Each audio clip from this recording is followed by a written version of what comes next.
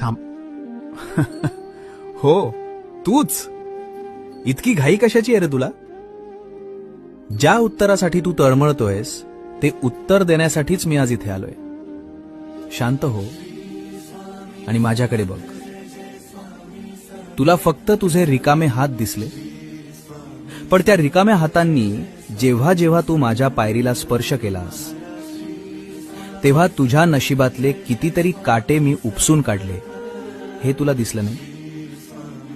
मी तुला रिकाम्या हाताने परत पाठवलं, कारण मला तुला चिल्लर नाही द्यायची होती. मला तुझी पात्रता इतकी वाढवायची होती की त्यात माझं यश मावेल. जर मी तुला पहिल्याच दिवशी सर्व दिलं असतं तर आज तू माझ्या दारात नसतास. तुझे पाय मातीला लागावेत आणि तुला माणुसकी कळावी म्हणून मी तुला इतके दिवस फिरवलं.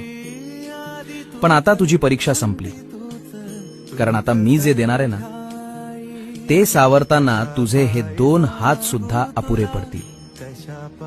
धीर धर, फळ गोडच मिळेल.